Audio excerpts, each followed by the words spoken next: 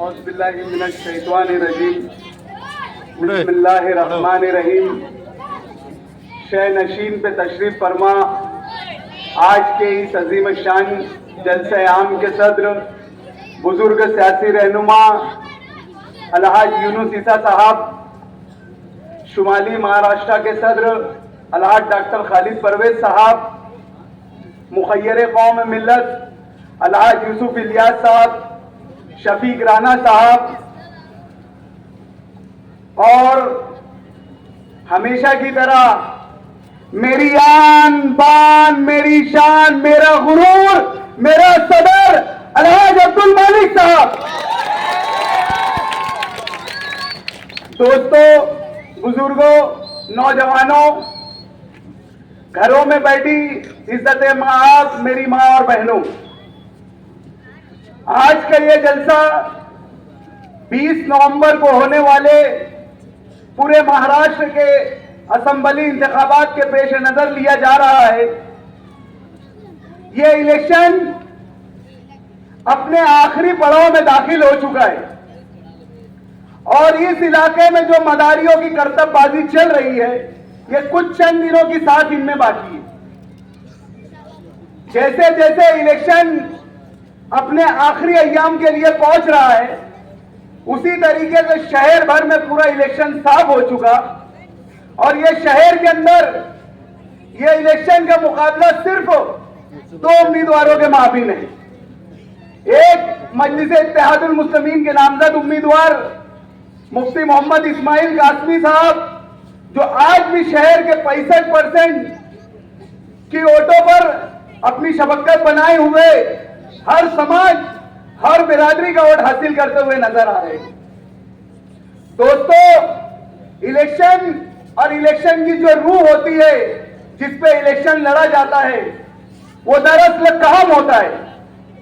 आपको जो 5 साल का वक्त मिलता है, उसके अंदर आपने जो शहर के लिए काम काज किए, उसकी बुनियाद पर होता है।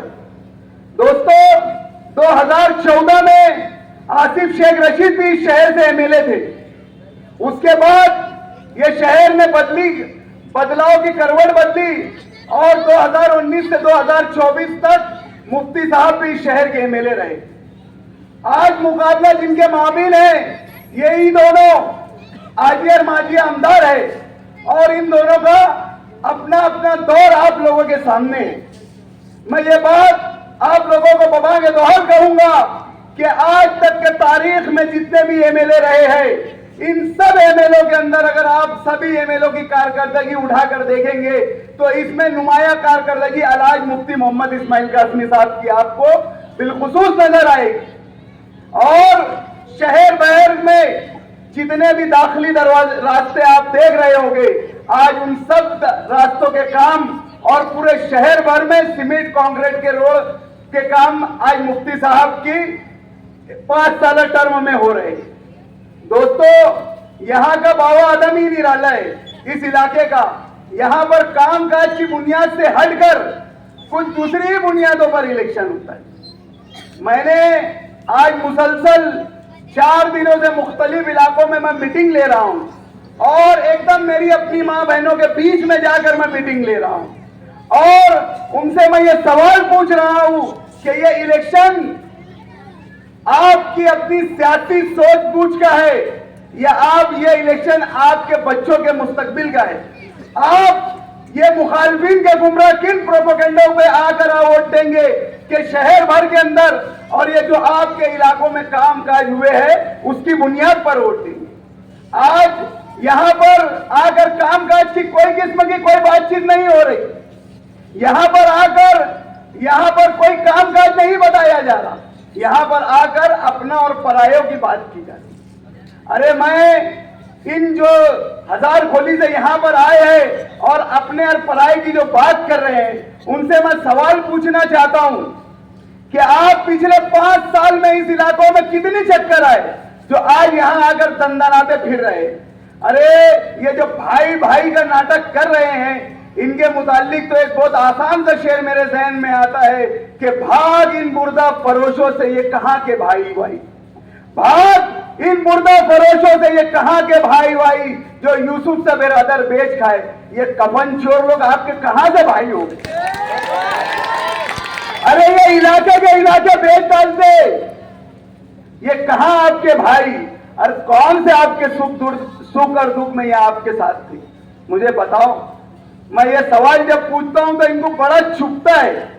मेरे दोस्तों, बुजुर्गों, मेरी मां बहनों, मैं आपसे खास तौर से मेरी बात ये अपील कर रहा हूं कि ये इलेक्शन जिसने आपके सुख दुख में आपके साथ रहा, जिसने आपका कामकाज किया, आज आपको उसका साथ देना है और उसके हक को हक जानते हुए हक अदा करना है। आज अगर आपने कोई गलत फैसला ले लिया, कोई जज्बाती बात में आकर गलत फैसला ले लिया, तो यकीन मानो मैं आपसे कहना चाहता हूं कि कल मेरे सारे हौसले और सारे अज़ाइम खत्म हो जाएंगे अगर आपने कोई गलत फैसला लिया तो।